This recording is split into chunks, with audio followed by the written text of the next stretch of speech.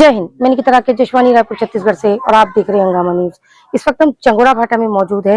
मैं जिस घर में खड़ी हूँ वो साधुराम जी का मकान है। ये मकान मात्र 2 कमरे का है। आपको कुछ तस्वीरें मैं यहाँ पर दिखाना चाहूंगी। तस्वीरों में आप लगातार देख सकते हैं ये मकान 2 कमरों का बना हुआ है। छोटे छोटे इस मकान में आपको 2 कमरे नजर आएंगे, जिसमें सामने का जो कमरा है वो रोड से लगा हुआ है, और वहीं आप देखेंगे जो पीछे का कमरा है वो बाजू में जो घर है, आप इन तस्वीरों में देख सकते हैं किसी पांडे जी का ये मकान है जो इस तस्वीर में आपको दिख रहा है। इस मकान से लगा हुआ पीछे का कमरा आता है, जिस कमरे को लेकर के लगातार इन पांडे महोदय के द्वारा इन साधुराम जी को नोटिस निगम के द्वारा भेजा जा रहा है। ये लड़ाई कई सालों से चल रही है, जिसके चलते एक बार इस मकान का कुछ हिस्सा तोड़ भी दिया गया था। इस मकान में 5 लोग रहते हैं, जिनमें से 3 लोग इस वक्त यहाँ मौजूद है और बाकी 2 लोग यहाँ पर नहीं है, क्योंकि एक हिस्सा जो बाजू का यहाँ पर तोड़ा गया था उसमें वो 2 लोग रहते थे। टोटल 5 लोगों का यहाँ पर एक परिवार रहता है। अब मुद्दे की बात ये आती है कि इस पूरे एरिया में काफी मकान ऐसे हैं जो कि नजूल के हैं, किसी के पास पट्टा है, किसी के पास नहीं है। तो फिर कार्रवाई सिर्फ और सिर्फ इन्हीं के मकान पर क्यों की जा रही है? ये निगम की कार्यप्रणाली पे एक सबसे बड़ा सवालिया निशान खड़ा होता है।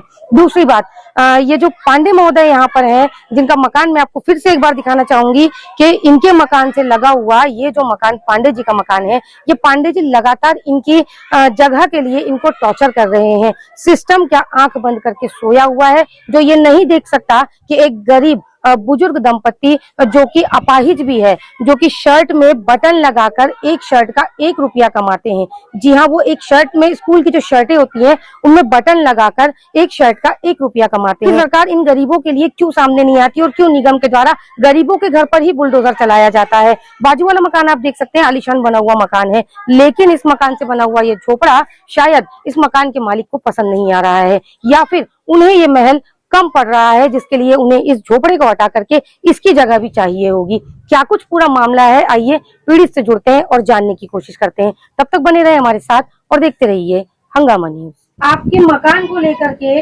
आपको एक नोटिस आया है जोन से, क्या कुछ मामला है बताएंगे? यहाँ इस जमीन में केस चल रहा था। मैं पहले से 30 साल से हूँ लगभग वहाँ पर। बाद में 13 में नोटिस दिया, उसके जवाब में देते देते थक गए। बाद में स्टे लगा 16 में स्टे लगा दिसंबर में, और 17 अगस्त में तोड़ दिया। यानी निगम वाले कानून का मान नहीं रखा, कानून को नहीं मानते करके तोड़ दिया। उसके बाद 19 में केस हार गए, मार्च 19 में। उसके पेपर में भी लिख दिया निरस्त उसका कार्ड में, और मेरे को दिया था 15 अप्रैल को, तो कागज में नहीं ला पाया। जिस जगह में चुपचाप बैठ गया, आदत से उतर गया। उसके बाद 22 में फिर नोटिस दिया था तहसीलदार से, उसको भी बोला तो चले गए। इसके बाद अभी फिर 9 जून को फिर नोटिस दिया, 9 मई को नोटिस दिया, तो उसका जवाब मैं 13 मई को दिया। उसके बाद वो 4 बार आए, एक बार देखने को आए, उसके बाद 3 बार दबाव डालने आए। उसका दबाव मर रहा है पांडे का, यही बोला वो, उसके ऊपर पहुंच है, दबाव है। तब भाई मैं पूछा, आप कानून के रखवाले हो और कानून नहीं मानते हो तो क्या बात करोगे? मैं भी नहीं मानता कानून, उसको कर दो। फिर वो 12 जून को फिर नोटिस दिया, उसका जवाब फिर दिया 13 जून को, और उसके बाद फिर 7 दिन बाद वो मेरे को खाली करने का नोटिस दे दिया, तोड़ने का। 4 दिन बाद तोड़ो, 19 को दिया, 24 को तोड़ने होगा आएगा। अब मैं बेसहारा लाचार, भाई मैं चल नहीं सकता, विकलांग हुआ भी, सामने आप सब देख ही रहे हो। हाँ, और 16 से बैठा हूँ विकलांग में। आप 30 साल से यहाँ पे रह रहे हैं, तो यहाँ का आप टैक्स वगैरह भी पटाते होंगे? हाँ, मेरे पास जैसा कागज वागज आपके पास? हाँ, मेरे पास सब है, मैं टैक्स बराबर पटा रहा हूँ। किसके द्वारा नोटिस भेजी जा रही है आपको? अभी तो नाम नहीं बताते, सीधा निगम वाले भेज रहे हैं और भेजवा रहे हैं। पांडे जी भेजवा रहे हैं, लेकिन नाम ओपन नहीं कर रहे हैं। तो मेरे पास 3 नोटिस पांडे जी कौन है और क्या करते हैं? वो मंत्रालय का गाड़ी चलाता हूँ, बताया सुना मैं उसका। क्या करते हैं मैं नहीं जानता, इतना जानता हूँ मंत्रालय का गाड़ी चलाता हूँ। तो आप यहाँ पिछले 30 साल से रह रहे हैं, अपना जीवन यापन कैसे करते हैं आप? पहले मैं कुछ मजदूरी रोजी करे करता था, आज मैं बैठा हूँ तो ये बटन लगा के कर रहा हूँ। इसको धागा तोड़ूंगा, चीन लगाऊंगा, बटन लगाऊंगा, पैकिंग करूंगा, तो जाकर मेरे को 1 रुपये मिलेगा आज के लिए। झिल्ली पैकिंग करने के बाद ये मेरा रोजी का साधन। कितने सदस्य हैं परिवार में आपके? हम तो ऐसे बहुत जन है, अभी वर्तमान में 5 जन रहते हैं। इस घर में 5 लोग रहते हैं? अभी 5 जने हैं, क्योंकि जगह ही नहीं है, तो बहू बेटे को कहाँ रखूंगा। जगह था तो यहाँ 2 रूम था तो रखता था, 2 बेटे साथ, अब नहीं है तो जगह उसको लग गया हूँ।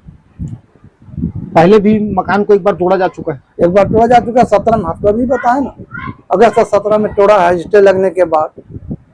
और क्या कानून मान रहा है, निगम वाले कानून को मान ही नहीं रहा है। कानून मानते मेरे को इसको नहीं सुधारते। इसकी शिकायत आपने कहाँ की है? इसके शिकायत में भी पहले पार्षद था उसको शिकायत किया था, अभी वर्तमान पार्षद को शिकायत किया हूँ। कल गणेश के पास गया था, क्या कहते हैं वो महापौर के पास, उससे मुलाकात नहीं हुई।